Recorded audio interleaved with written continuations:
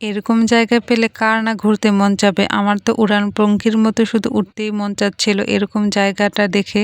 জায়গাটা আসলে অসম্ভব সুন্দর ছিল। আসসালামু আলাইকুম everyone, welcome back to new blog. তো আমরা দুই বোন রেডি সেডি হয়ে চলে যাচ্ছিলাম ঘুরতে। তো আমরা প্রথমে অটোতে উঠে পড়লাম। অটোতে উঠে আমরা দুই বোন গল্প করতে করতে চলে যাচ্ছি। আসলে রমজান মাসে মাঝে মাঝে ভালোই লাগে না বাসায় বসে থাকতে, তাই মন চাই ঘুরে বেড়াতে। ঘুরতে থাকলে কিন্তু মনটাও ভালো থাকে, সব কিছুই কাজে ভালো লাগে। তাই মাঝে মাঝে আমরা ঘুরতে বের হয়ে চলে আসি। আমাদের বাসা থেকে মাত্র 10 টাকা ভাড়া নন্দন পার্কে চলে আসলাম ঘুরতে। তো নন্দন পার্কের বাহিরে এত সুন্দর দৃশ্য দেখে তো আমার মনটাই জুড়িয়ে গেল। এবার শহর জুড়ে শুধু বাগান বিলাস আর বাগান বিলাস, চারদিকে শুধু বাগান বিলাস দেখে কিন্তু ভালোই লাগে। তোমাদের ওইদিকে কি এরকম বাগান বিলাস আছে? অবশ্যই কিন্তু কমেন্টে জানাবে। আর এই দৃশ্যটা দেখো, চোখে দেখার মতো। মনে হচ্ছে আমি রং দিয়ে ছবি আর্ট করি। আরেকদিকে দেখো, ছবি আর্ট করতে করতে এবার নিজের নামের প্রথম অক্ষরে লিখে ফেললাম। কেমন হয়েছে বলো তো? এখানে কিছু বাগান বিলাসের ফুল পড়েছিল, তো সেই ফুল দিয়ে আমি লাভ শেড বানিয়ে ফেললাম।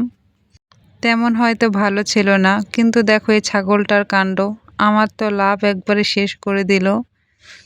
এমনি ভালোবাসা কপালে জোটে না, আরেকদিকে ছাগলটা নষ্ট করে ফেললো আমার লাভ শেডটা।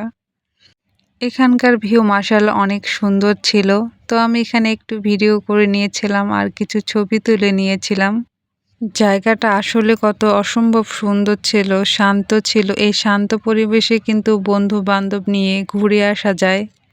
মন খারাপ হলে কিন্তু মন ভালো হয়ে যায়।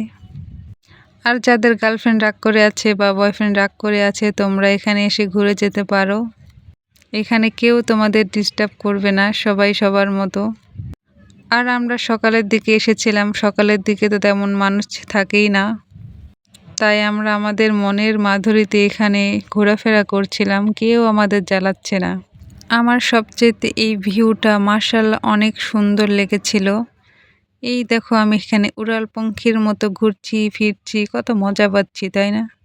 ভবিষ্যতে ভাবছি এখানে জামাই নিয়ে এসে ফটোশ্যুট করব। আমার কাছে কিন্তু জায়গাটা অনেক ভালো লেগেছে।